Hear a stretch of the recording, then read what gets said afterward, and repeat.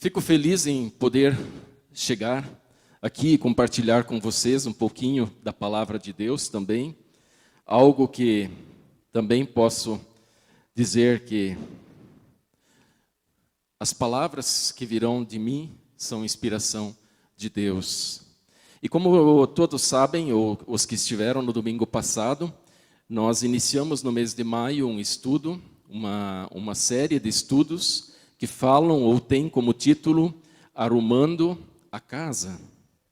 E no domingo passado, o pastor Isaí trouxe uma mensagem poderosa, uma mensagem tocante, que eu tenho certeza que tocou ao coração de todos que estiveram no culto. E quem não esteve, eu digo, procure na internet, no site da Ecos da Liberdade e assista essa mensagem, onde nós tivemos uma introdução. E quando nós tivemos um exemplo da passagem da Bíblia, baseada em 2 Reis, capítulo 20, onde fala sobre o reinado do rei Ezequias. Eu não quero nessa noite retomar ou recapitular esse assunto, mas enquanto eu estava estudando essa semana a mensagem, eu lendo novamente esse texto, eu vejo que o que continua de acontecimento na vida do rei Ezequias combina bastante com um dos pontos que nós queremos conversar nessa noite. Mais para frente nós retomamos esse assunto para que a gente possa então avaliar um pouquinho como foram as atitudes do rei Ezequias nos 15 anos de plus que ele teve na vida dele. O rei Ezequias recebeu uma mensagem de Deus, onde dizia que ele iria morrer. E ele clama a Deus, então, pedindo mais tempo de vida. E Deus lhe concede mais 15 anos de vida. E nesses 15 anos a mais de vida, o rei Ezequias se perde. Ele foi um rei que serviu a Deus desde o início do reinado, sendo que ele foi um rei que fez muita diferença para o povo de Israel. Ele serviu Deus, ele tirou fora todos os demais deuses, mas depois que ele teve essa graça de viver algum tempo a mais de vida, ele se afastou de Deus. E olhando para isso, eu fico feliz que Deus não nos deu esse benefício de saber o dia da nossa morte.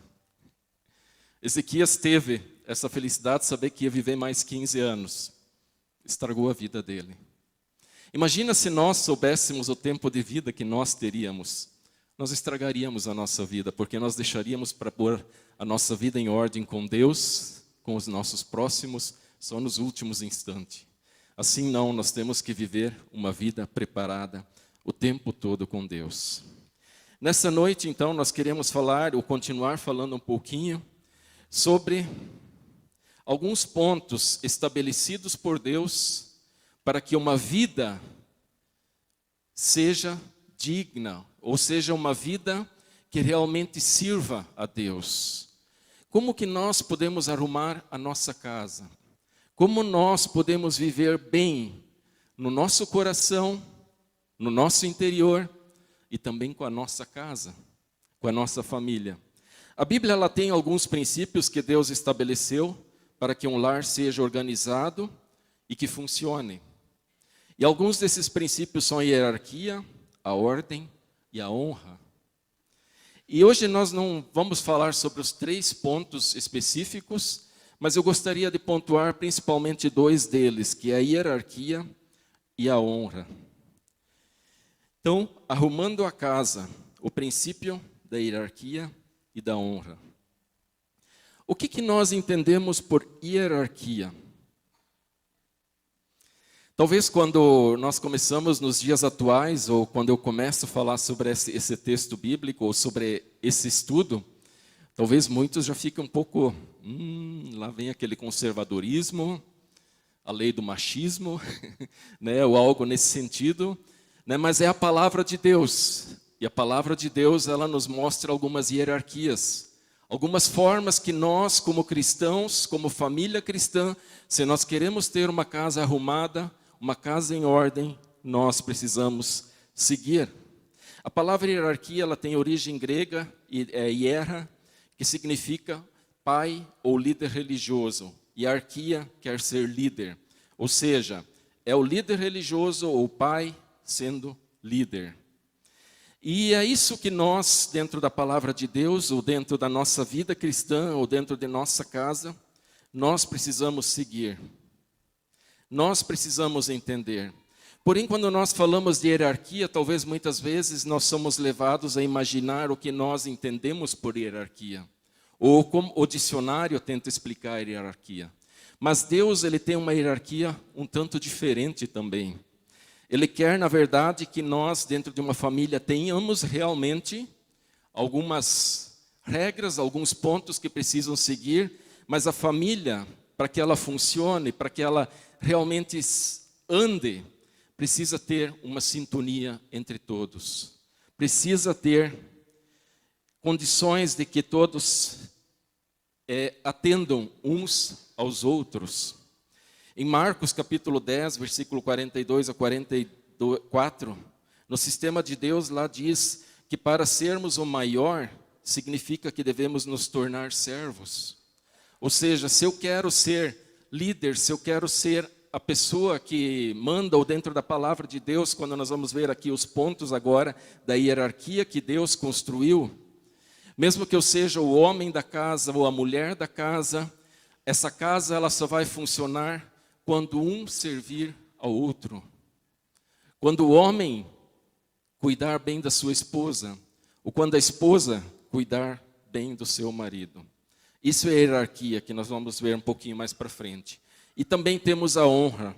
Quando falamos de honra, ele pode ser bastante abrangente e se relaciona a várias pessoas, situações, condições e também ocasiões.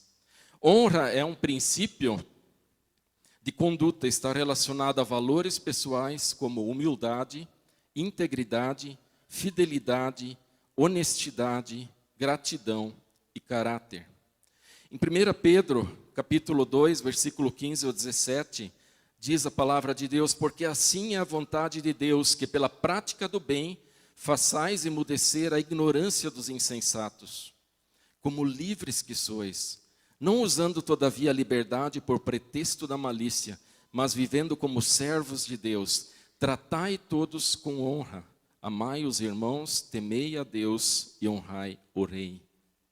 Honra é uma palavra importante que precisa existir dentro do dicionário ou dentro da vida de cada um de nós. Nós, como seres humanos, precisamos saber honrar. Honrar o nosso próximo, honrar o nosso superior, honrar as pessoas que estão próximas de nós e quanto mais a nossa família.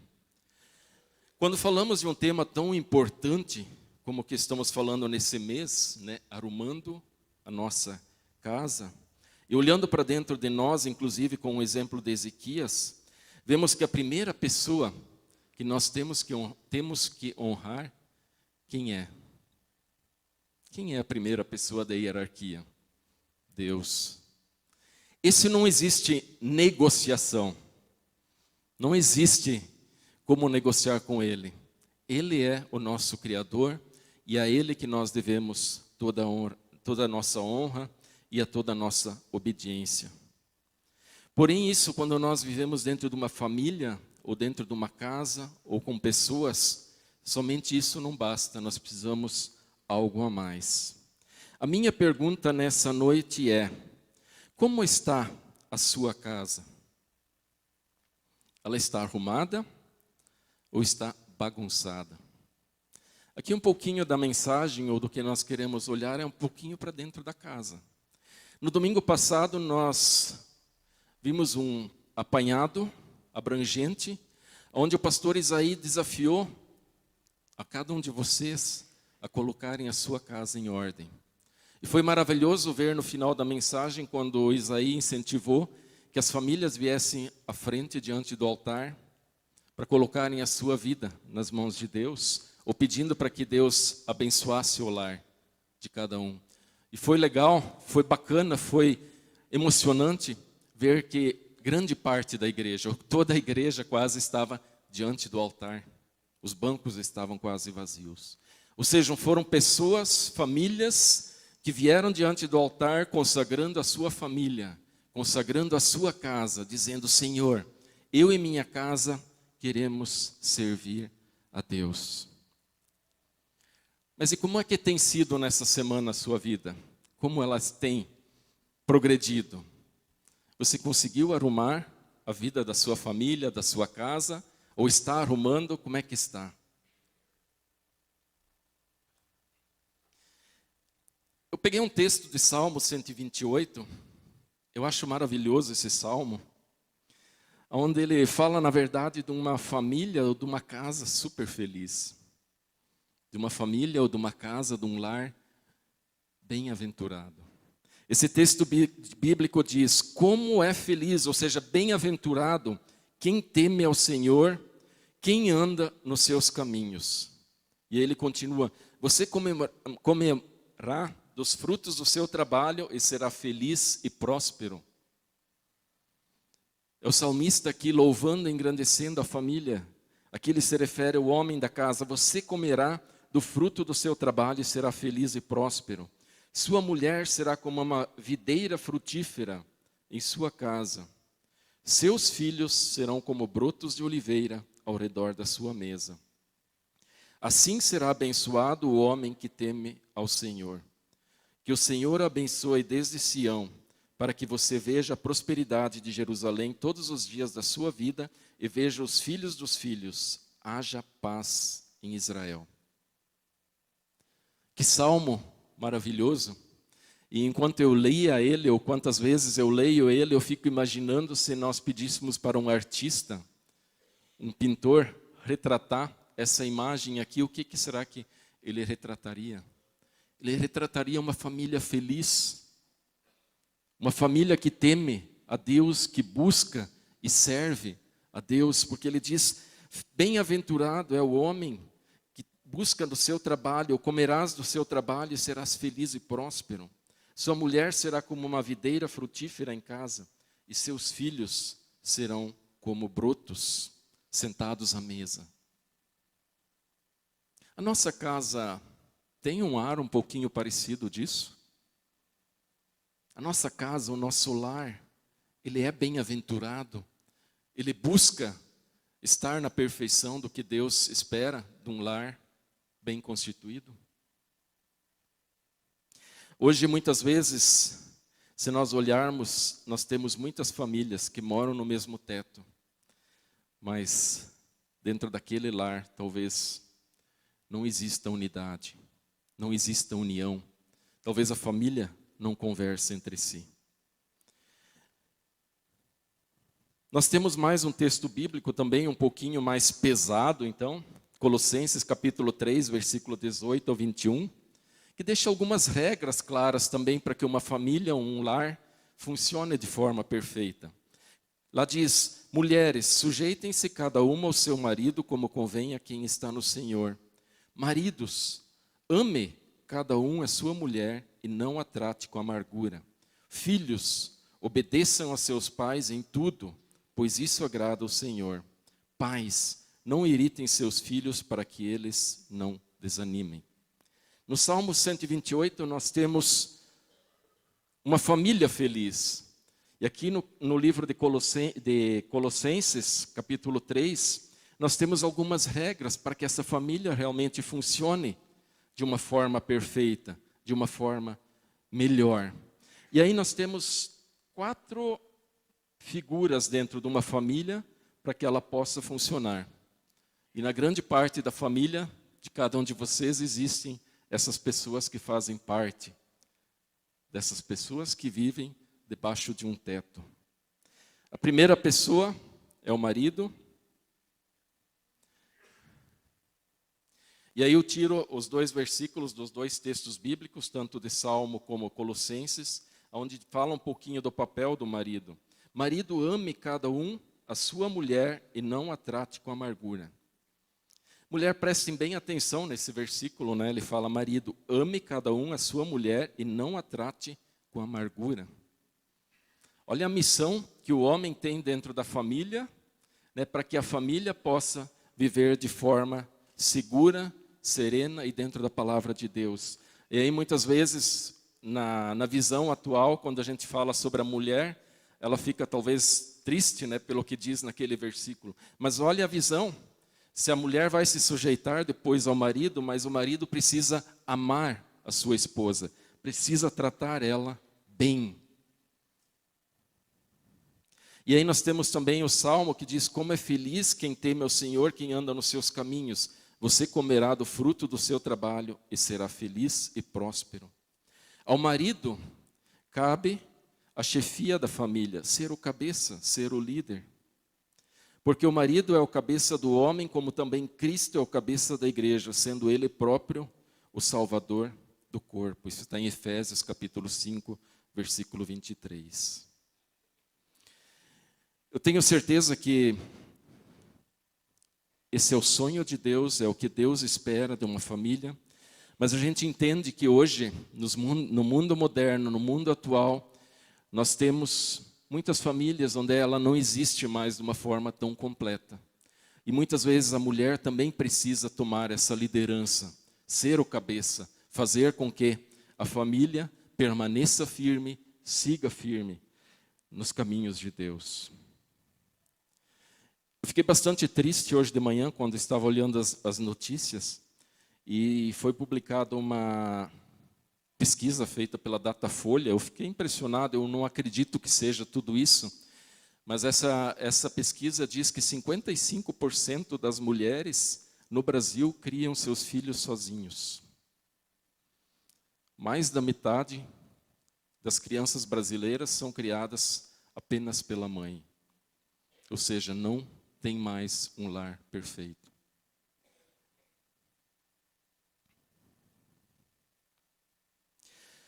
Mulheres também têm e precisam, nesse caso, tomar a iniciativa de estar também dirigindo a família. Precisam tomar esse lugar. Mas dentro do que Deus desenhou para o mundo, esse seria o mundo ideal. E é importante que exista um homem, exista o pai que tenha essa liderança junto com a esposa, porque baseado em outra pesquisa feita nos Estados Unidos, diz que quando uma criança se compromete com uma igreja, há 2% de chance do restante da família acompanhá-la. Foi um estudo feito por um instituto cristão nos Estados Unidos, onde diz e mostra como é importante ter um homem dentro da casa, o marido que conduz a família. Quando uma criança começa a ir na igreja, os pais ainda não são cristãos, a possibilidade de que toda a família venha para a igreja é de 2%. Quando uma mulher faz isso, a chance sobe para 17%. Mas quando o homem se compromete com a igreja, 93% é a chance de que toda a família se firme dentro da igreja. Esse é o desenho, isso é o que Deus tem desenhado e onde há um impacto. E aí quando nós olhamos para o papel da esposa, o versículo bíblico diz: mulheres, sujeitem-se cada um a seu marido como convém a quem está no Senhor. Esse sujeite-se muitas vezes dói no ouvido, né? Onde dá a impressão de que a mulher tem que ser submissa. Mas como nós vimos antes, a ordem de Deus é que o homem ame a sua esposa e trate ela muito bem. E como é legal quando nós vemos um lar onde as duas pessoas conseguem conviver com amor, com uma integridade que não tem fim. Essas duas pessoas que estão na foto aí, não sei se todos conhecem, mas são meus pais. Duas pessoas fantásticas que viveram 52 anos, um do lado do outro, um auxiliando ao outro.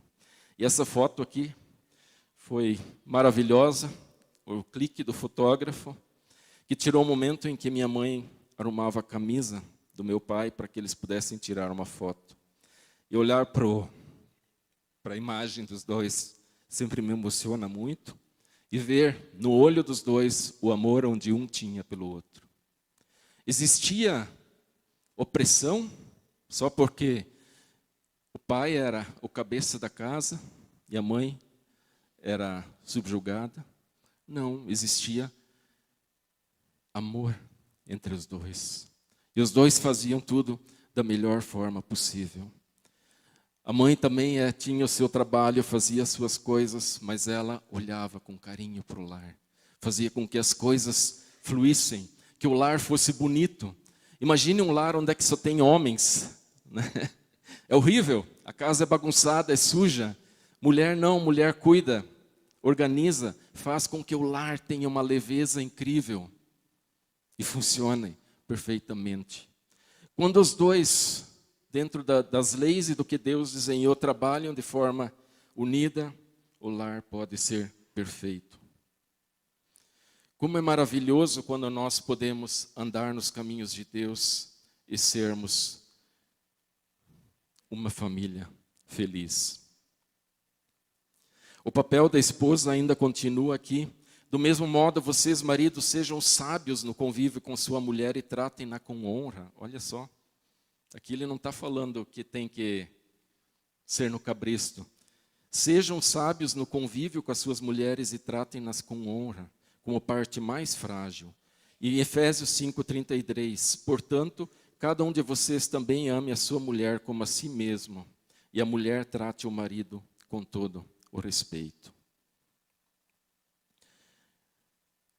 No lar existe essa parceria, essa forma de que o lar constituído da forma como está, existe ordem, existe unidade entre todos que estão dentro dele.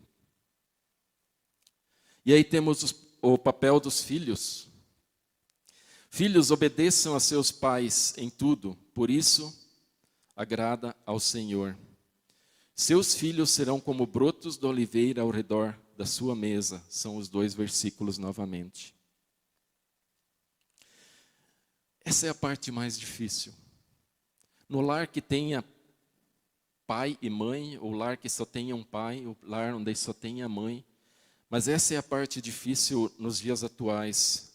Filhos, obedeçam aos seus pais em tudo, pois isso agrada ao seu Senhor. Os filhos de um casal cristão devem ser a reprodução do amor e da educação recebida dos pais. Como está a educação dos pais para com os filhos dentro de casa? Como nós temos educado os nossos filhos? De que forma nós temos feito com que dentro da nossa casa exista realmente uma educação perfeita? Os filhos de um casal cristão devem ser a reprodução do amor e da educação recebida dos pais. Claro que nós temos situações onde os filhos também têm livre-arbítrio, né? Eles podem tomar o caminho que eles quiserem. Mas muito do que os filhos são é reflexo do que os pais ensinaram aos seus filhos. O filho sábio atende à instrução do pai, mas o escarnecedor não ouve a repreensão. Provérbios 13:1. Vós, filhos, sede obedientes a vossos pais no Senhor, porque isso é justo. Um bom filho respeita os pais. Filhos, os filhos estão tudo na escola bíblica agora, né? Mas um bom filho respeita os pais, trate-os com consideração. Cuida deles quando for preciso. Não anda em rebelião. Não age com agressividade nem com vingança. Filhos precisam ser a honra dos pais, precisam ser aqueles que conduzem ou aprendem e seguem o que os pais ensinam.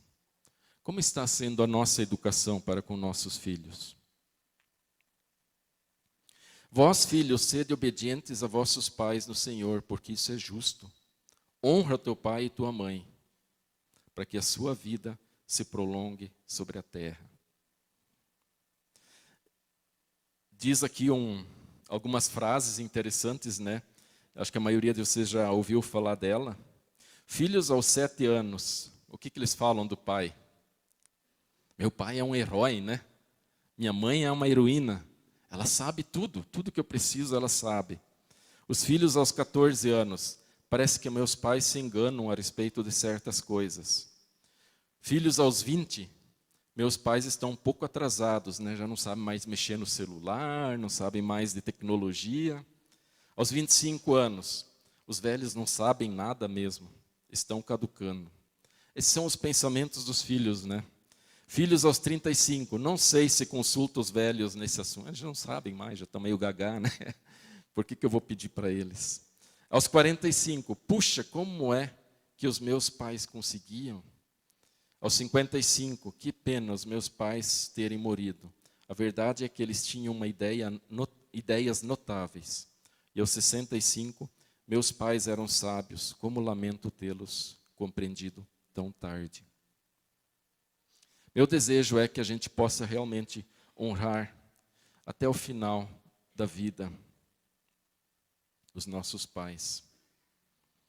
Fico feliz que dentro dessa missão, de tudo que a gente aprendeu como filhos, nós somos 4 irmãos, era importante realmente seguir ou servir a Deus dentro de nossa casa.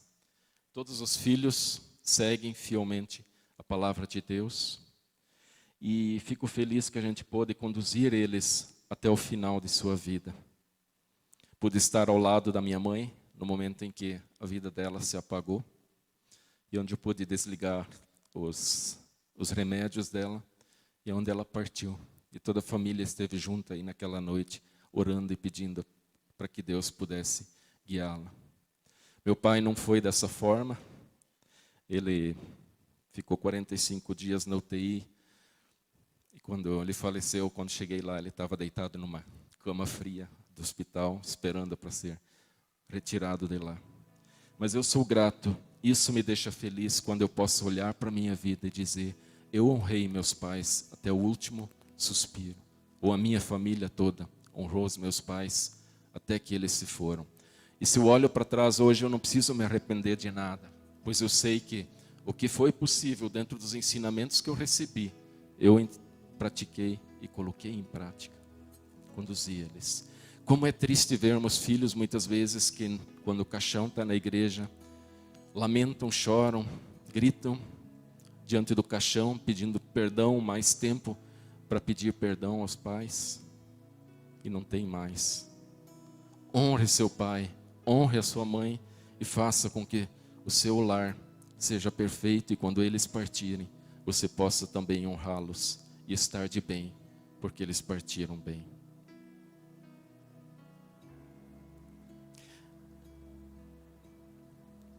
E também os pais têm um pouquinho de necessidade de fazer as partes deles também, né? Quantos lares são terríveis, onde os filhos, a última coisa que eles querem é estar naquele lar, porque os pais brigam, os pais não dão atenção, os pais não olham com carinho para seus filhos. Pais, não irritem seus filhos para que eles não desanimem. Que tipo de pai você é, ou mãe? Negligente, autoritária, permissiva ou participativa? Será que precisa ser arrumado alguma coisa em relação ao seu relacionamento com seus filhos? Algo a ser arrumado em nossa vida. O que um lar deve transmitir? Um lar cristão deve transmitir valores eternos. Um lar cristão, para que ele esteja em ordem, para que seja um lar abençoado, ele deve transmitir valores eternos. Quais são os valores eternos que você transmite para os seus filhos? O que seu filho vê no dia a dia da tua vida? Ele vê uma família que de manhã se senta à mesa, tem um tempo de devocional? Ou ele vê um pai brigando com a mãe logo cedo, uma mãe brigando com o pai logo cedo? A igreja é importante ou não? Esse deve ser um dos valores mais importantes que nós, como pais, devemos transmitir para os nossos filhos. Porque é dessa forma, enxergando o que os pais fazem, que eles vão seguir fazendo depois. Hoje eu cito bastante exemplo da minha família. Meu pai e minha mãe, valores cristãos eram inegociáveis. Tive a graça também de morar junto com o meu avô, que era pastor da Igreja de Deus em Porto Mendes. E lá dentro a gente também aprendeu muito. Mas na minha casa, diariamente, às 7 da manhã, todos os filhos, independente de idade, de vontade, de dor de barriga ou de sono, tinham que estar sentados à mesa para o momento de devocional. Não existia nenhum dia que isso não acontecia. Todo domingo sagrado, às 8:30 da manhã, a família Kunkel sentada na igreja, ocupando um banco inteiro. Estava cansado, estava com dor de barriga ou não queria, não tinha. Tinha que estar no culto. E o pai não faltava um domingo no culto. Qualquer compromisso ele estava lá. Na nossa vida, em todos os momentos, meus pais transmitiram valores eternos. Em todos os momentos eles mostraram o que era importante na vida. Se hoje todos os filhos e os netos deles podem também seguir esse caminho, é porque alguém transmitiu valores eternos. Um lar prepara filhos para o amanhã. Que tipo de filho você quer ter no futuro? Como que você quer que seus filhos lhe tratem quando você ficar idoso? Prepare-os hoje. Eduque-os no caminho do Senhor. Mostre os caminhos que devem seguir. Os filhos são ensinados desde pequeninhos a fazerem a sua tarefa, ajudar também nas atribuições de casa. E assim, eles também estarão preparados para o futuro. Um lar cristão deve promover o amor e a comunhão. Como funciona na sua casa? É tudo aos gritos, aos trancos e barrancos? Tudo que você fala com seu filho é no grito, ou os filhos com os pais também no grito?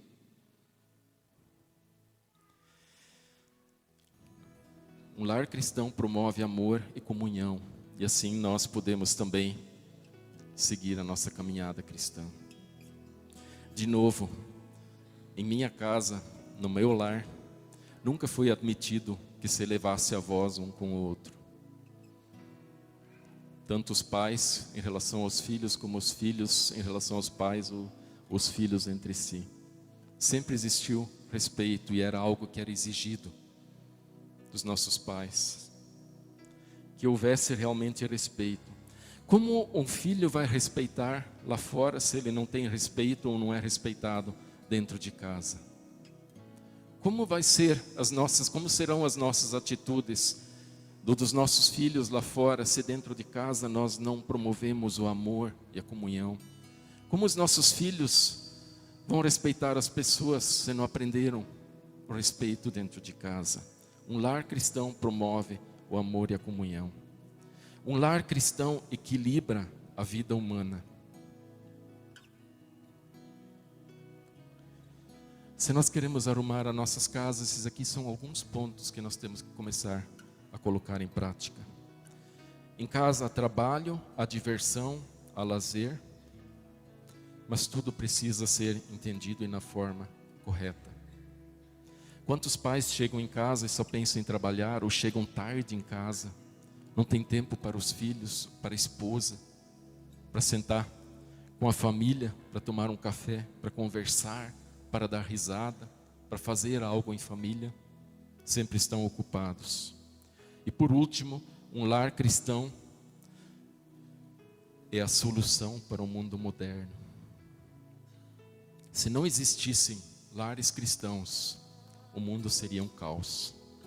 Se o mundo ainda existe e persiste nos dias atuais, é porque ainda existem pessoas que temem a Deus e que educam os seus filhos no caminho de Deus, que fazem com que haja diferença no mundo.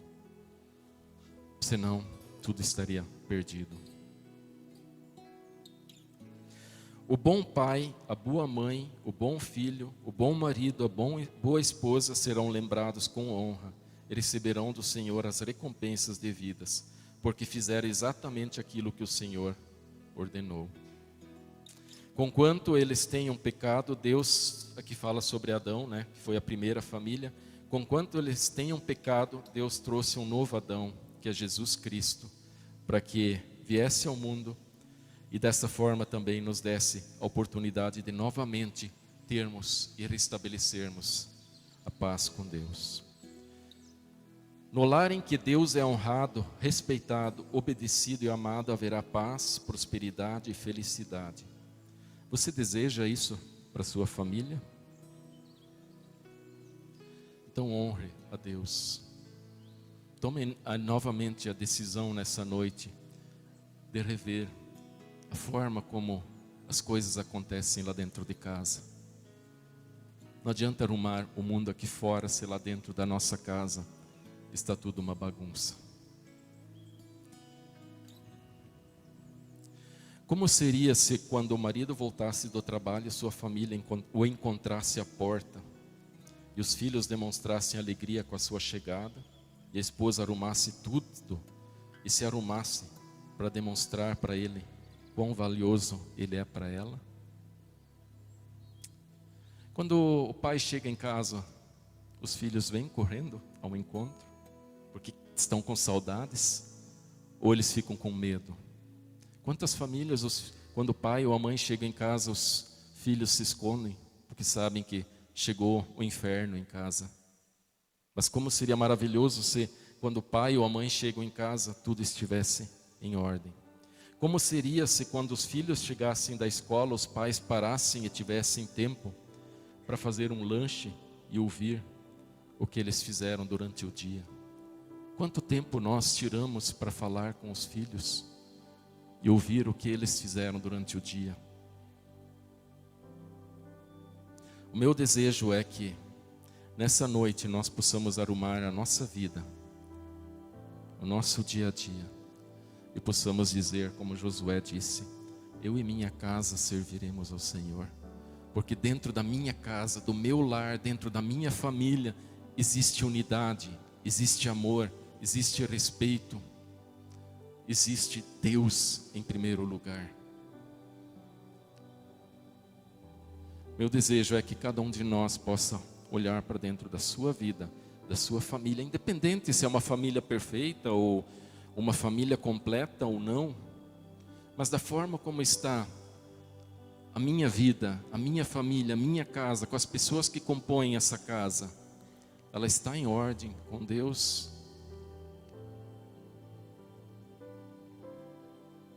Vamos nos colocar de pé?